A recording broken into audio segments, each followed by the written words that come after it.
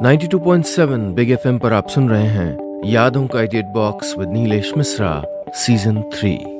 दोस्तों, 2 साल के बड़े खूबसूरत रिश्ते के बाद हम इस रिश्ते को और आगे बढ़ा रहे हैं नए नए रंगों के साथ। जो कहानियां मैं सुनाता हूं वो लिखी होती हैं मेरी मंडली ने। जी हाँ, एक राइटर्स की मंडली है जिसको मैं ट्रेन करता हूं, जो बम्बई और भारत के कई और हिस्सों में रहते हैं। मैं उनकी मदद करता हूं बेहतर से बेहतर कहानियां लिखने में और फिर उन्हीं कहानियों को आपके सामने पेश करता हूं। दोस्तों, आज मैं आपको सुना रहा हूं अकबर कादरी की लिखी कहानी तुम यूं मिले पार्ट 2। कोर्ट पहुंच के सुधा ने अपनी बेंच पे एक लिफाफा पड़ा देखा। उस पे लिखा था, अगर तुम कल ना भी कहती तो भी ये काम तो आपको ही करना पड़ता। प्रमोद कोई मैटर टाइप होने को छोड़ गया है शायद। सुधा ने यह सोच के बिना पढ़े ही टाइप करना शुरू कर दिया, पर वो पूरा टाइप नहीं कर पाई क्योंकि एक खत था सुधा के लिए। निवेदन से, साथी महोदय। आपको साथी इसलिए कह रहा हूं कि आप कुछ मेरे ही जैसे हैं। मैं आपके पास सीधा ही नहीं आ गया था, बहुत दिनों से मिलने का मन था और फिर काम पड़ा तो अपने आप को रोक नहीं पाया। आपने जिस तरह से अपनी जिंदगी संभाली उससे कोई शिकवा नहीं किया। आपसे हौसला मिला, यही वजह थी कि मैं अपनी वकालत शुरू कर पाया। आपके जाने के बाद आपको देखने का बहुत मन कर रहा है। आपकी खुशबू यहीं रह गई थी। मैं चाहूंगा वो हमेशा यहीं बनी रहे। आगे क्या लिखूं कि कैसा महसूस कर रहा हूं। शायद किसी से प्यार हो जाने पे ऐसा ही लगता होगा, पर ठीक ठीक कह नहीं सकता। इससे पहले कभी प्यार किया ही नहीं ना। अगर आग्रह स्वीकार हो तो मैं शाम को अपने कमरे पे ही मिलूंगा, नाराज मत होइएगा। प्रमोद के इस पत्र या यूं कहें प्रेम पत्र को पढ़ के सुधा मुस्कुराई। अगर आज प्रमोद ये पत्र नहीं भी लिखता तो भी वो उससे मिलने जाती। कितना कुछ छुपा था इस खत में। पिछले 5 सालों से मां के अलावा किसी और ने महसूस नहीं किया, ना ही कभी कुछ पूछा कि कैसे संभाला तुमने पूरे परिवार को। 12वीं ही तो पास थी सुधा जब पिताजी नहीं रहे। पिताजी के दोस्त वर्मा जी के कहने पर कोर्ट के बाहर टाइपिंग का काम शुरू कर दिया था सुधा ने। मां और अपने 2 छोटे भाई बहनों का चेहरा देखती तो अपनी दिन भर की थकान भी छुपा लेती। अचानक बड़ी जो हो गई थी वो। पिछले 5 साल में उसने सिर्फ काम और काम ही तो किया है। अपने बारे में कुछ सोच पाए इतना वक्त ही कहां मिल पाया उसको। इतने सालों बाद अचानक प्रमोद के प्रति आकर्षण ने एक अलग सा उत्साह भर दिया था उसमें। कल की मुलाकात के बाद जब आज प्रमोद का यह खत मिला तो सच में सुधा के पंख निकल आए। उसका मन कर रहा था कि वो उड़ के प्रमोद के पास पहुंच जाए, पर खत में तो शाम का बुलावा था। लेकिन दिल के आगे किसी की चली है क्या। दिमाग कह रहा था कि शाम का तो इंतजार करना ही होगा, लेकिन दिल अभी उड़ जाना चाहता था। और प्यार में जीत हमेशा दिल की होती है। सुधा ने झटपट अपना सामान बटोरा, टाइपराइटर बंद किया और प्रमोद के कमरे की तरफ निकल पड़ी। अगर नहीं मिला तो कोई काम भी तो हो सकता है। ये बातें उसको अभी जाने से रोक रही थीं, लेकिन कदम तो प्रमोद की तरफ ही बढ़े चले जा रहे थे। सुधा ने सड़क पे पहुंच कर रिक्शा किया। भैया सीपरी बाजार चलो। रिक्शा अपनी लय में चल रहा था और सुधा अपनी।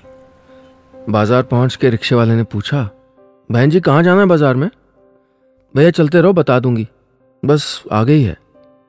लेकिन सुधा को यकीन नहीं था। उसे तो प्रमोद का एड्रेस भी नहीं मालूम था, लेकिन वो जगह जरूर याद थी, धुंधली सी। उसको ध्यान नहीं आ रहा था कि गली यही थी या कोई और। भैया रोको। नहीं चलो। क्या बहन जी, कभी यहां कभी वहां। बाजार में रिक्शा चलाने में दिक्कत होती है। सही से याद कर लीजिए आपको जाना कहाँ है। ये तो सुधा को मालूम था कि प्यार की मंजिल इतनी आसानी से नहीं मिलती। रिक्शे को वहीं छोड़ के वो पैदल ही निकल गई।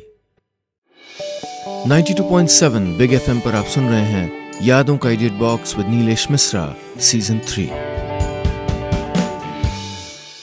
दोस्तों, आज की कहानी में अब तक आपने सुना कि प्रमोद का खत पाकर सुधा अपने आप को रोक नहीं पाई। प्रमोद ने तो शाम को तय किया था मिलना, लेकिन सुधा का दिल उसको अभी देखना चाहता था। वो निकल गई प्रमोद से मिलने। अब आगे 2-3 गलत गलियों में घुसने के बाद आखिर सुधा को सही गली मिल ही गई। प्रमोद जिस बिल्डिंग में रहता था वो सामने नजर आ गई। सुधा जैसे जैसे आगे की तरफ बढ़ रही थी उसके दिल की धड़कनें तेज हो रही थीं। सीढ़ियों से ऊपर चढ़ के सुधा ने जब प्रमोद के कमरे की तरफ देखा तो दरवाजा खुला था। वो आहिस्ते से आगे बढ़ी, अंदर झांका। प्रमोद कमरे की सफाई कर रहा था। किताबें नीचे दरी पर रखी हुई थीं। दीवारों पे लगे अखबार जिन पे कपड़े टंगे रहते थे नीचे पड़े थे। उनकी जगह नए अखबारों ने ले ली थी। प्रमोद के हाथ में एक लंबा सा बांस था जिससे वो मकड़ी के जाले निकाल रहा था। बांस के ऊपर लगा जाला बिल्कुल ऐसे लग रहा था जैसे किसी ने गुड़िया के बाल उस पर लपेट दिए हों। प्रमोद को सफाई करते देख के सुधा ने बांस में लगे जाले को देखते हुए कहा, इन्हें खाओगे कि सजाओगे? प्रमोद तो चौंक ही गया। अरे आप? मतलब मैंने तो शाम को, मेरा मतलब क्या मतलब कोई दिक्कत है? सुधा के मन में शरारत सूझी। वो प्रमोद को बताना नहीं चाहती थी कि कोई खत उसको मिला भी है। प्रमोद ने पूरे कमरे पे नजर डालते हुए एक स्टूल सुधा की ओर बढ़ा दिया। नहीं, दिक्कत क्या होगी, आप बैठिए, आज मैं सफाई अभियान में लगा हुआ हूं। क्यों, कोई आने वाला है क्या? अरे मैं तो यहां से गुजर रही थी तो सोचा आपसे मिलती चलूं। आप बिजी हैं तो मैं चलती हूं। सुधा उठ खड़ी हुई। प्रमोद की शक्ल देखने लायक थी। बेचारी सुधा के लिए तो कमरा साफ कर रहा था वो कि अच्छा इंप्रेशन पड़े, लेकिन ये क्या, सुधा को तो कुछ इल्म ही नहीं। उसने सुधा को रोका। अरे रुकिए, तो कोई आने वाने वाला नहीं है। रूम बहुत दिनों से गंदा पड़ा था तो सोचा साफ कर दूं। आप कोर्ट नहीं गई आज? प्रमोद ने टोह लेते हुए कहा। सुधा खिलखिला दी, पर यह हंसी प्रमोद देख नहीं पाया। हंसी उसके दुपट्टे में जज्ब हो गई। उसने पलटते हुए कहा, नहीं आज कोर्ट नहीं गई, यहीं पास में कोई काम था, बताया तो था अभी आपको। प्रमोद की समझ नहीं आ रहा था कि वो करे क्या। सुधा का अचानक यहां आना, दाल में कुछ काला भी लग रहा था उसे। आप बैठिए ना, कोई काम था या? क्यों, क्या मैं ऐसे नहीं आ सकती? नहीं, क्यों नहीं, रुकिए ना, अब आप आ ही गई तो चाय तो बनती है, इसी बहाने मैं भी पीऊंगा। सुधा को रोकने का प्रमोद का यह प्रयास देख के वो हंसी रोक नहीं पाई। उसने किचन की तरफ जाते हुए कहा, आप रहने दीजिए, ऊपर से नीचे तक धूल में रंगे हैं जैसे किसी साधु ने राख मल रखी हो। मैं बना देती हूँ चाय। आज प्रमोद का वो छोटा सा कमरा घर जैसा लग रहा था। बातों के बीच बीच में किचन से आती सुधा की चूड़ियों की खनखनाहट से रौनक आ गई थी। 92.7 बिग एफएम पर आप सुन रहे हैं यादों का edit box with Nilesh Mishra, season 3। दोस्तों, आज की कहानी में अब तक आपने सुना कि प्रमोद का खत पाकर जब सुधा उससे मिलने उसके कमरे पे पहुंची तो वो सफाई में उलझा हुआ था। सुधा को अचानक देख के प्रमोद चकरा गया। सुधा भी उससे खेल खेल रही थी। उसने बताया ही नहीं कि उसको प्रमोद का प्रेम पत्र मिल चुका है। अब आगे। सुधा जब चाय लेके आई तो प्रमोद हाथ मुंह धो चुका था। उसने टेबल साफ करके बीच में रख दी और 2 स्टूल भी आमने सामने डाल दिए थे। क्या बात है, आपने तो रेस्टोरेंट बना दिया, सुधा ने कप टेबल पे रखते हुए कहा। दोनों चाय पीने लगे। चाय पीते पीते सुधा मुस्कुरा देती। क्रिया की प्रतिक्रिया का नियम यहां लागू हुआ और प्रमोद भी मुस्कुरा दिया। लेकिन प्रमोद के चेहरे पे मुस्कान कुछ दबी सी थी। उसको समझ नहीं आ रहा था कि अपने दिल की बात वो सुधा को कैसे बताए। ज़बान से कहने की हिम्मत होती तो खत ही क्यों लिखता।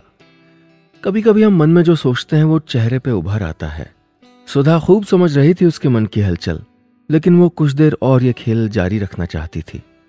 उसने बात घुमाते हुए कहा, आप जो ये बालकृष्ण जी का मुकदमा लड़ रहे हैं, आपका पहला मुकदमा है? जी हाँ, प्रमोद ने कहा। पिछले दिनों आपकी तारीख भी तो हुई थी, क्या हुआ जरह में? सुधा ने गंभीर अंदाज में पूछा। होना क्या था, दूसरी तारीख मिल गई। सेठ जगदीश जी ने बीमारी का बहाना बना दिया, पहुंचे ही नहीं। सुधा खड़ी हो गई। उसका दुपट्टा खिसक के कंधे पे आ गया। उसने दुपट्टे का किनारा पकड़ के वापस गर्दन तक सरका दिया। बोली, आखिर पूरा माजरा क्या है? ये तो बड़ा सवाल है, प्रमोद ने कहा। यह कहिए कि मेरा वकीली करियर शुरू होना था बस। बालकिशन चाचा को मैं बचपन से जानता हूं। अकेले हैं वो अब। एक जवान बेटा था, नहीं रहा। बेटी बीमार रहती है और चाची 2 साल पहले गुजर गईं। यह दुख कम था जो सेठ जगदीश ने इनका बागीचे का हिस्सा भी दबा लिया।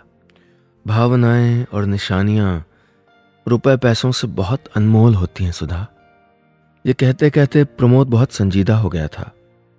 सुधा की आंखों में कुछ देखते हुए बोला, जिस बागीचे के हिस्से को लेकर यह मुकदमा चल रहा है वहां से मेरी भी बहुत सी यादें जुड़ी हुई हैं। बचपन में हम सब दोस्त वहीं उस पेड़ के नीचे खेला करते थे। जब नीम की निबोलियां निकलती तो निबोलियों को आम बना के चूड़ियों के टुकड़ों के बदले उनको बेचने का खेल करते। सावन के तो शुरू होते ही हम सब मिलके वहां एक बहुत बड़ा झूला डाल देते। ये जो मेरी भौं के पास निशान देख रही हो ना, ये झूले के गिरने पे लगा था। प्रमोद ने अपनी आंख पे लगे निशान को दिखाते हुए कहा। फिर? सुधा बोली। फिर क्या, बालकिशन चाचा को पैसों की तंगी की वजह से ये बागीचा बेचना पड़ा, लेकिन उन्होंने इस शर्त पे बेचा था कि बागीचे का कुआं, उनके पिताजी की समाधि और ये नीम का पेड़ सबके इस्तेमाल के लिए रहेगा। जानती हो सुधा, काका को शायद फर्क भी नहीं पड़ता अगर उनके पिताजी की समाधि वहां नहीं होती और वो पेड़ नहीं होता। अपने बेटे की चिता भी उन्होंने पास में ही जलाई थी। जब उनका बेटा पैदा हुआ तब वो पेड़ उन्होंने वहां लगाया था। एक बार तो वहां उस पेड़ के पास अकेले बैठे मिल गए थे मुझको। मैंने पूछा, कब तक बैठोगे चाचा? बोले, जब तक बात खत्म ना हो जाए। किससे बातें कर रहे थे चाचा? बाप और बेटे से। पिताजी से माफी मांग रहा था कि उनके लिए कुछ कर नहीं पाया, और बेटे से झगड़ रहा था कि इस बरसात में छपरा कौन ठीक करेगा। मेरे पास कोई जवाब नहीं था सुधा। वकालत की बस डिग्री ले रखी थी। चाचा पे मुकदमा हुआ तो मैंने कोट पहन लिया। अच्छा ही हुआ ना, जिंदगी को कुछ अर्थ तो मिला। और सुधा, तुम मिल गई। 92.7 बिग एफएम पर आप सुन रहे हैं यादों का edit box with Nilesh Mishra, season 3। दोस्तों, आज की कहानी में अब तक आपने सुना कि सुधा जब प्रमोद से मिलने पहुंची तो वो कमरे की सफाई में उलझा हुआ था। अचानक सुधा के आ जाने से प्रमोद सन्न रह गया। बातचीत का सिलसिला शुरू हुआ तो सुधा को पता चला कि प्रमोद बहुत ही संजीदा सा इंसान है। शायद इसी वजह से सुधा अपना दिल दे बैठी थी उसको। प्रमोद के इजहार के बाद भी अपने दिल की बात अभी भी छुपा के रखी थी सुधा ने। अब आगे। चाय खत्म हो चुकी थी। प्रमोद ने अपना कप टेबल पर रख दिया। सुधा खिड़की के पास खामोश खड़ी रही। प्रमोद का बोलना उसको अच्छा लग रहा था। वो बोली, तो तुमने इससे पहले वकालत क्यों नहीं शुरू की? तुम पहले नहीं मिली थी ना? प्रमोद बोला। सुधा मुस्कुरा दी। कैसे? मैं चाचा को लेकर जब झांसी कोर्ट पहुंचा तो सिर्फ उनके साथ ही गया था। खुद मैदान में उतरना पड़ेगा यह तो सोचा ही नहीं था। रुपए तो चाचा के पास ना के बराबर थे, और बगैर पैसों के किसी भी वकील ने उनका केस लेने से मना कर दिया। किसी के कहने पे हम वर्मा जी के यहां पहुंचे। वर्मा जी के पास? सुधा ने पास आते हुए कहा। हाँ, वहीं तो आपके बारे में पता चला। शायद उस दिन आप आई नहीं थी, पर आपकी चर्चाओं ने आपसे मिला दिया। वर्मा साहब तो आपकी तारीफ करते थकते नहीं थे। वहीं आपके किरदार से मुलाकात हुई। अरे वाह, हमारी बातें भी होती हैं, कहते हुए सुधा मुस्कुरा दी। आगे तो सुनिए। वकील हमें फिर भी नहीं मिला। वर्मा साहब बहुत व्यस्त थे, वो और कोई केस ले नहीं सकते थे।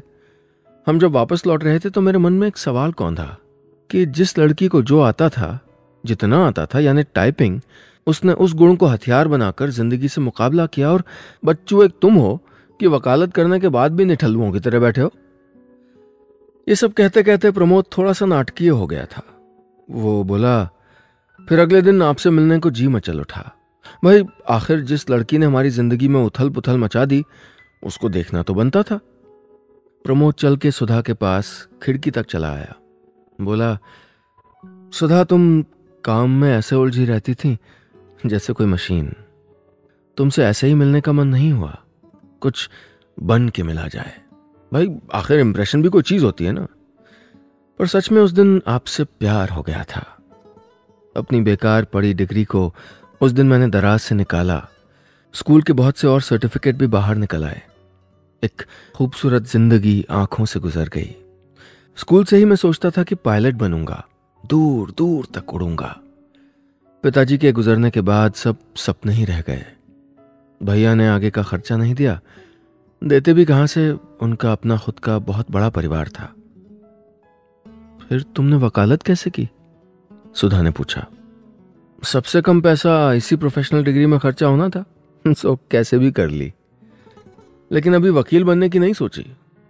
फिर तुम मिली और ये कोट पहना गई मुझको। मेरे पास जो है कम से कम उसको तो जाया नहीं जाना चाहिए। ये तुमसे ही सीखा है मैंने। सुधा दोनों कप उठा के अंदर रखाई। प्रमोद अब भी वहीं खिड़की के पास खड़ा था। सुधा उसके पास जाके खड़ी हो गई, इतने पास कि हल्का सा भी हिलने पर दोनों के कंधे आपस में छू जाते। सुधा ने कहा, प्रमोद ऐसा नहीं कि मेरा मन इसी काम में लगता है, मैं भी आगे पढ़ना चाहती हूं, पर सोचो अगर मैं यूं ही बैठे रहती तो क्या होता। कम से कम मैं आज वापस पढ़ाई के बारे में सोच तो सकती हूं। अगर काम ना करती तो ये सब सोच भी नहीं पाती। पायलट का तो नहीं कह सकती, लेकिन तुम दूर दूर तक उड़ जरूर सकते हो। सुधा ने अपना हाथ प्रमोद के कंधे पर रख दिया। अब वो अपने आप को और ज्यादा रोक नहीं पा रही थी। उसने आहिस्ता से कहा, प्रमोद, मुझे तुम्हारा खत मिल गया था। तुम्हारा निमंत्रण मुझको स्वीकार है। 92.7 बिग एफएम पर आप सुन रहे हैं यादों का edit box with Nilesh Mishra season 3। दोस्तों, आज की कहानी में अब तक आपने सुना कि प्रमोद सुधा को बताता है कि किस तरह उसकी जिंदगी को अर्थ मिल गया, किस तरह सुधा ने उसको प्रभावित किया। अगर वो सुधा से ना मिलता तो उसकी वकालत की डिग्री कागज का एक टुकड़ा भर रह जाती। सुधा भी अपने दिल के जज्बात को छुपा नहीं पाई और दोनों ने एक दूसरे की मोहब्बत को तस्लीम कर लिया। अब आगे। अपने दिल की बात कह के सुधा ने प्रमोद की तरफ देखा। प्रमोद का लाल चेहरा देख के उसे हंसी आ गई। अच्छा, तो मेरा उल्लू बनाया जा रहा था इतनी देर से, प्रमोद ने सुधा की चोटी हल्के से खींचते हुए कहा। सुधा ने जवाब दिया, बनाने की क्या जरूरत है, आप हैं ही उल्लू। अच्छा, तो आपने अपने लिए एक उल्लू पसंद किया है। सुधा ने कोई जवाब नहीं दिया, बस अपना सर प्रमोद के कंधे पर रख दिया। मैंने कुछ नहीं किया, सब बस अपने आप हो गया। दोनों बहुत देर तक खामोशी से खिड़की के बाहर आसमान को ताकते रहे। फिर सुधा ने प्रमोद से कहा, घर की सफाई नहीं करनी, शाम को कोई आने वाला है। सुधा की इस बात पे प्रमोद मुस्कुरा दिया। वो समझ गया कि सुधा ने उसको पकड़ लिया है। उसने अपना गुनाह कबूल करते हुए कहा, जी मैं ये साफ सफाई आप ही के लिए कर रहा था। आखिर इम्प्रेशन भी तो कोई चीज होती है ना। इम्प्रेशन बहुत हो गया, अब काम कर लो।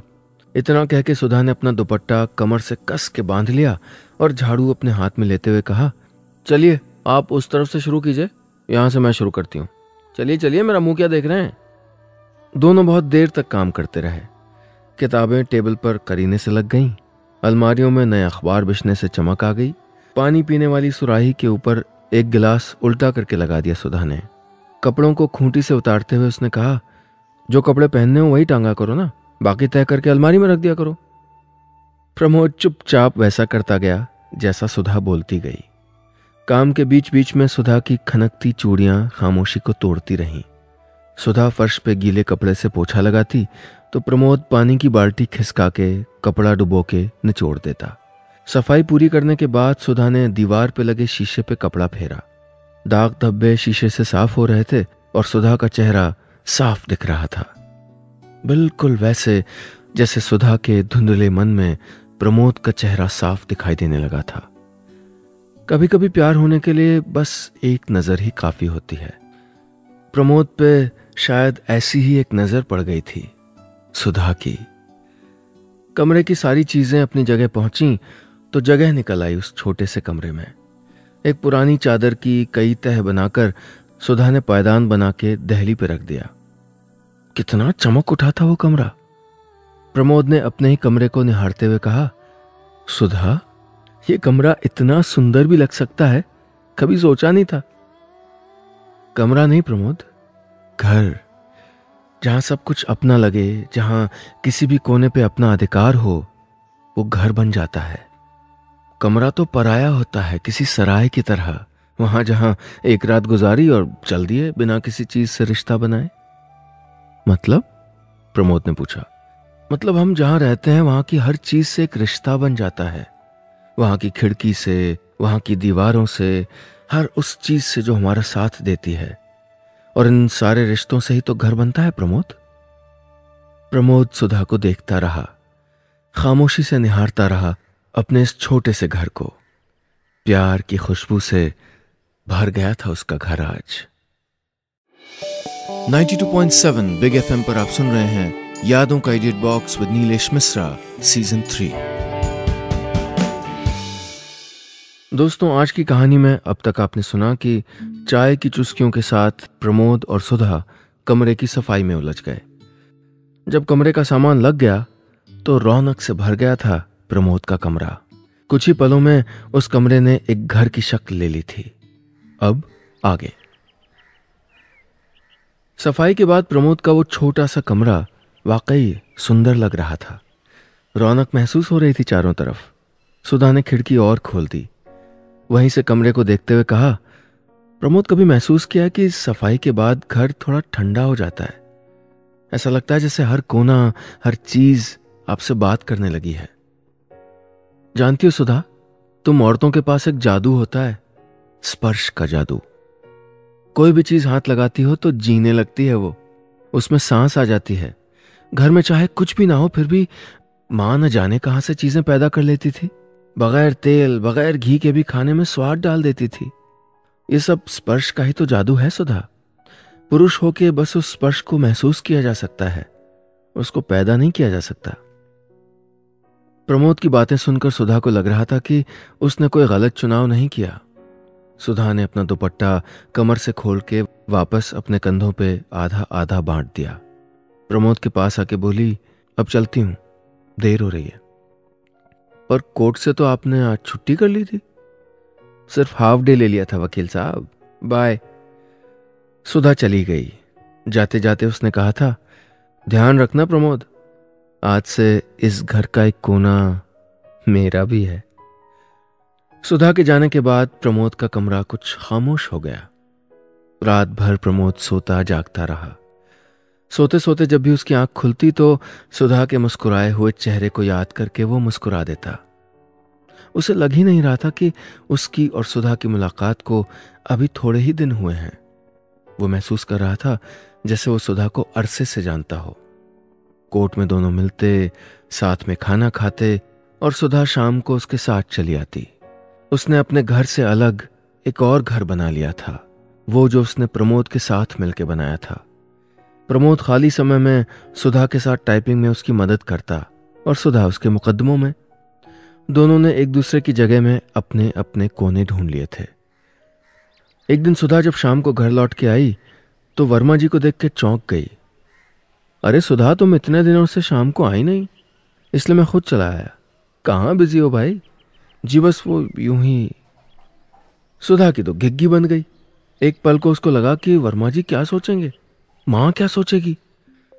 न जाने कितने सवालों को हवाएं तूफान बन के गुजार गई थी उसके दिमाग से।